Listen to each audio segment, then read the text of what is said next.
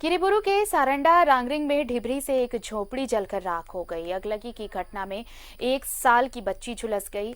मौके पर ही बच्ची की मौत हो गई। बच्ची को बचाने में माता पिता भी झुलस गए। गंभीर हालत में दोनों को किरीबुरू शेर अस्पताल में भर्ती कराया गया है। पश्चिम सिंहभूम के सारंडा जंगल में एक लकड़ी की झोपड़ी में आग लग जाने से झोपड़ी जलकर पूरी तरह से खाक हो गई। वहीं इस झोपड़ी में सो रही 1 साल की बच्ची की भी जलकर दर्दनाक मौत हो गई। घर में लगी आग में झुलसी बच्ची की मां सेल अस्पताल में जिंदगी और मौत के बीच जंग लड़ रही है। घटना किरीबुरू थाना क्षेत्र के रांगरिंग गांव की है। बताया जाता है कि रात में महिला पार्वती हिस्सा पूर्ति घर पर खाना बना रही थी। इसी दौरान किरासन तेल में ढिबरी गिर जाने से आग की लपटों ने पूरे घर को अपनी आगोश में ले लिया।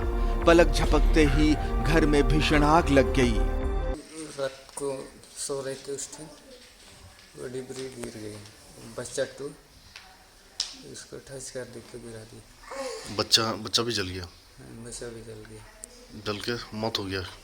मौत हो गया मतलब यहीं पे मौत हुआ। घर तो नहीं, घर भी जल गया। पूरा घर जल गया। तो कम से कम 5 बजे आसपास हुई है। हाँ, हम लोग बाजार से आए हैं।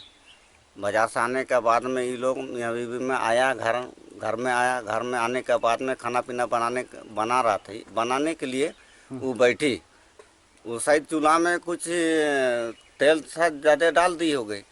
तेल ज़्यादा डालने के कारण वो तो लेडीज़ का काम क्या है, उसका तो साड़ी भी है, साया भी है, सब कुछ है। तो उस हिसाब से ये शायद सामने चूल्हा का सामने सट के बैठी थी। तेल ज़्यादा डालने के कारण उसमें आग लग गया उसका शरीर में। सबसे खास बात यह है कि रांगरिंग सारंडा के सबसे पिछड़े हुए गांव की श्रेणियों में ऊपर के पायदान पर आता है। पीएम आवास योजना भी लोगों को यहां नहीं मिल सकी है। लोग आज भी लकड़ी और फूस के बने मकानों में रहने को मजबूर है। अन्य सुविधाओं की बात तो बेमानी है। सुदूरवर्ती सारंडा के नोआ मुंडी प्रखंड अंतर्गत इस रांगरिंग गांव को दशकों पूर्व सेल की मेगा हाथुबुरु लौह अयस्क खदान ने रांगरिंग डैम की रखवाली के लिए बसाया था। लेकिन वक्त के साथ साथ सेल भूल गई और धीरे धीरे गांव बड़ा होता चला गया। यहाँ से अरबों का राजस्व तो सरकार को मिलता रहा, लेकिन खदान के प्रभावित ग्रामों में किसी तरह की कोई सुविधा नहीं मिली।